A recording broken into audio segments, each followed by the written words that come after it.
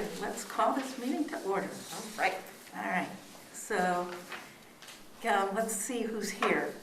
Let's go around. I'm Cindy McNaught, Vice President. Christina Cooper, Secretary. Nancy O'Connor, trustee. Amy Johnson, trustee. Amy Paul, trustee. Julie Boucher, student trustee. Layla Johnston, library director. Good, it looks like everybody's here, so let's call the Wednesday, January 19th, 2022 meeting to order, and it's 6:10. A little late, but let's go. Are there any public comments? I don't see any public, so let's move on. We have the meeting minutes. Has everybody seen them? Yep. Are there any additions or improvements? No. If it looks fine, is there a motion to accept the minutes? I move we accept the minutes from the November, thank you. sorry, the December 15th meeting. Thank you. I'll second. Thank you, the minutes are accepted. And do we have a director's report? We do, thank you. Okay, Layla. The Family Winter Reading Challenge is underway. Please register online and participate by reading any type of material you choose. Read for a Better World is the name of the Family Winter Reading Challenge. We currently have 112 participants registered who are reading towards a goal of 100,000 minutes read for January. We will have $25 gift cards available for the persons that read the most in the adult, teen, and children's categories.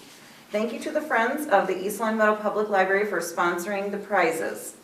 And I'm going to digress a little bit. Thank you again to the Friends for these tables. These are the new, lighter, more portable folding tables that we had discussed at last month's meeting. So they're a huge improvement. We're all very grateful for that. Very official looking.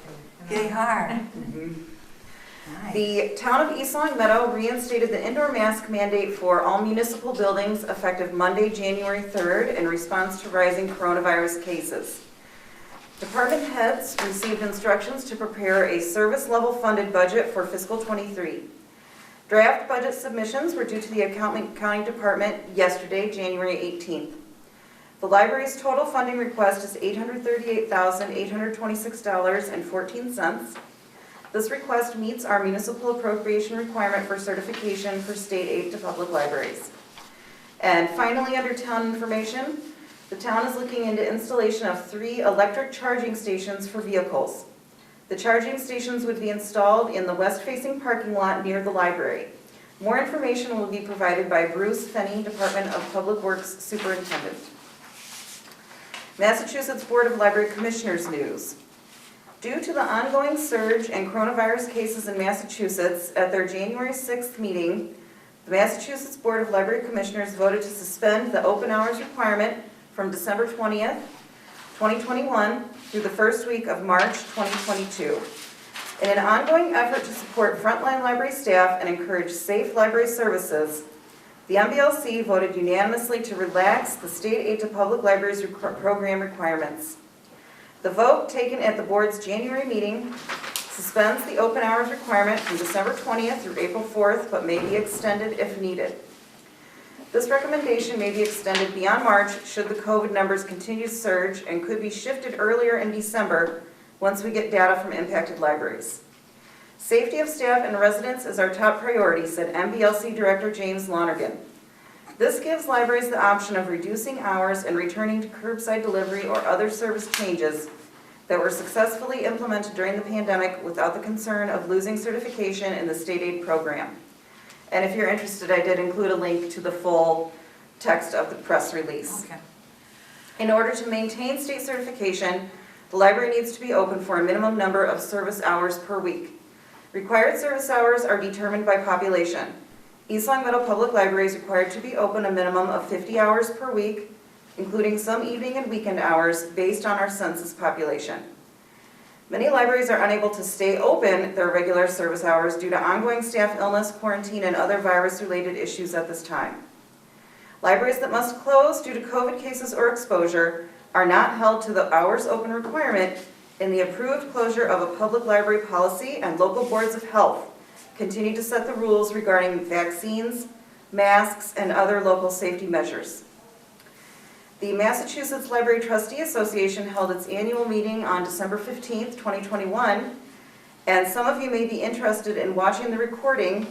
Featured a panel of 3 librarians titled, "What COVID Taught Me About Library Services." And I have the link to the recording there. You don't have to register or anything, it's just on demand. They just ask if you do watch it to please fill out the feedback survey when you are done. So the link is provided. Yes. That sounds interesting. I Yes, would like to it see. does. Yeah, Were you part of what COVID taught you? No. Well, we taught a lot of people a lot of things. Yeah. And that concludes my report for this evening. Okay, thank you, Leila. Thank you. Is there a motion to accept do we have to accept those? The director's report? No? So we can just move on? Okay. Is there any old business? I see there's none. So is there new business? Looks like the Massachusetts e-book legislation. Yeah, so this is continuing on our conversation from last month's meeting about the legislative agenda. CW Mars, which is our consortia, put out a network affiliate statement in support of the Massachusetts Board of Library Commissioners legislative agenda. And I thought this would be important for all the trustees to take a look at because it shows you exactly how CW Mars attempts to facilitate resource sharing and a means to get patrons access to as much information needs as possible. And so down here where it says we share content, in fiscal 21, this is talking about CW Mars, we had 5.5 million checkouts of physical materials. 1.2 million of those checkouts were on materials shared by one CW Mars library with patrons from another CW Mars library. We had 1.9 million checkouts on shared electronic content. That would be what you would think of as Libby or Overdrive. We shared over 9,700 items with other libraries across the state via the Commonwealth Catalog.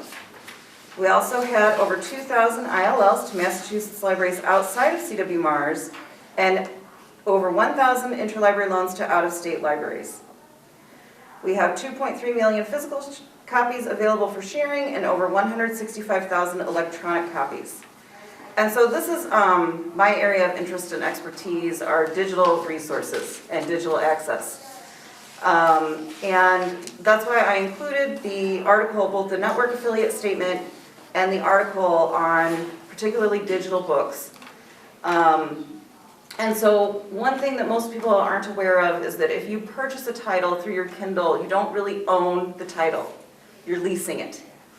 And so the legal authority that the public library has to lend physical books under copyright law is known as doctrine of first sale. That does not apply if you're leasing a digital item. And so, for example, publishers are able to put different restrictions on digital books than they are for physical copies. And just to give you an example, the latest James Patterson, we could probably circulate that and get a high value for the amount that we spent for that book 40, 50 times before it would have to be repaired, taken out of circulation, or replaced. The example that they give in the article is that publishers have arbitrarily set checkouts at 26, and then the title, they call it expires, which means we would have to buy it again. So just kind of the long story short, this is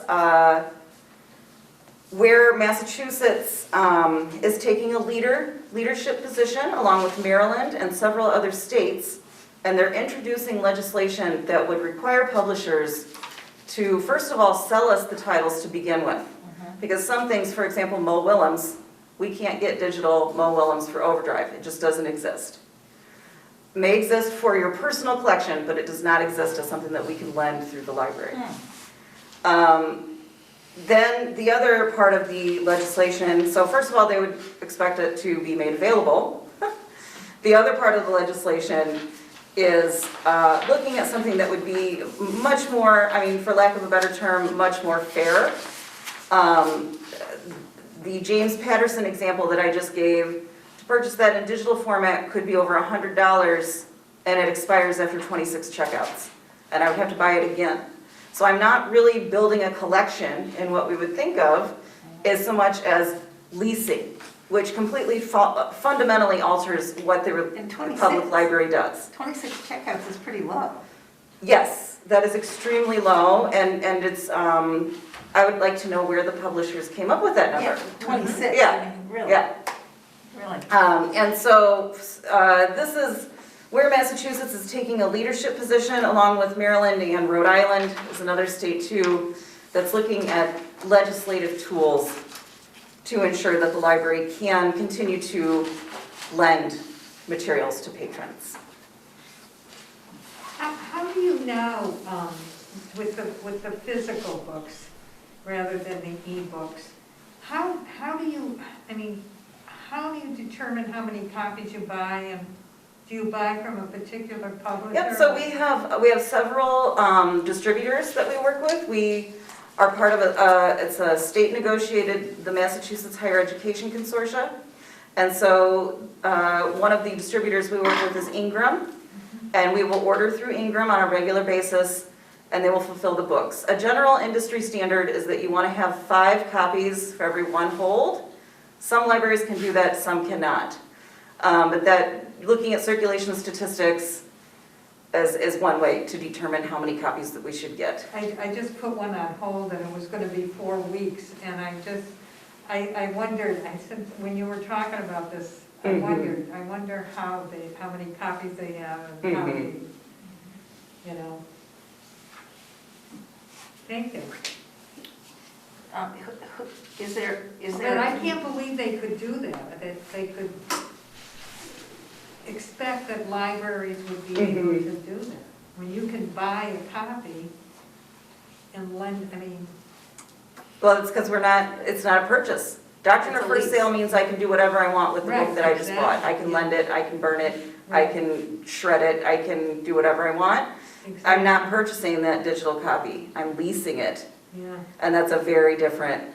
There's a really good book out called The End of Ownership, written by 2 copyright experts, talking about how your Amazon account isn't really your Amazon account. Amazon still owns those movies and lets you pay a fee to watch them, but you could go in at any time. They've removed that from your account, there's nothing you can do. What if you were to buy a hard copy and then copy it and then distribute it? Copyright laws. Well, that would be a different type of copyright violation. That's right. Because you're not selling it, you're sharing it. You know? Still Yeah, copyright no, laws. I'm sorry, I'm thinking out loud. That's okay. No, Okay.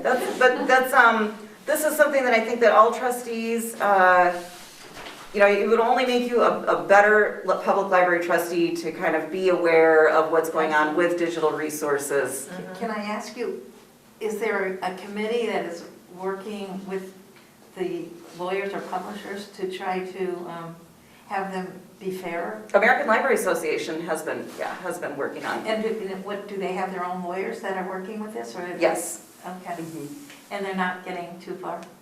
No. Wow. Who has the power here? The American Library Association Right. or the publishing industry? Right? Yeah. Right. I mean, That's why they're I looking can to the courts. understand Yeah. the author, I mean, he wants to make money on his labor, really. Mhm. So I do understand that. Mhm. So it is complicated. Yeah, under no circumstance am I saying, oh, just don't Yeah. compensate authors or anything like that at all. It's simply wanting the similar terms. Right, and That- and if you think about like music. Yeah. I don't think they've ever resolved that.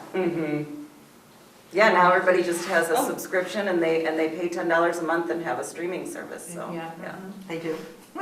Yeah, yeah. Some people. Or Spotify. But yeah, so I'll keep, this article was in the December 31st Boston Globe, about, and it details, they specifically do look at Amazon, and details, some of the basic things that I just, put an overview on today. So I'll keep everybody up to date on this, and, I'll also forward, it came out just before I came to the meeting, what the legislative breakfast will be. It's going to be at Forbes in Northampton in February. I think February 10th was the date, but I'll forward that to everybody tomorrow so that you have it. It'll be an in-person breakfast. We talked about being As virtual? far as I know. Okay, all right. One more question. If a consumer, like, let's say I purchased an ebook, am I leasing it too? Probably. It just depends. It depends on what device you're on. It depends on what platform you're How would I know?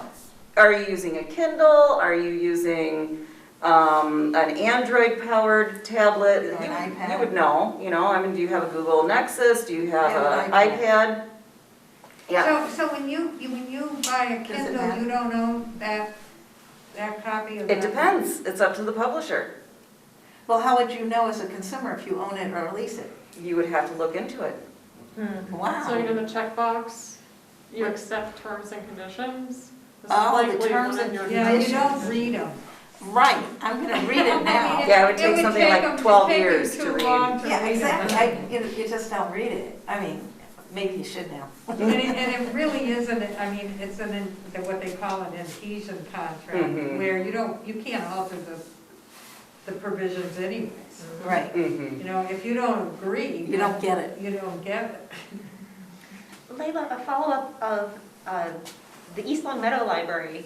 Do you specifically purchase ebooks, or is it part of their being bought by the C.W. Morris Consortium? We do both, yes. And when you do it, are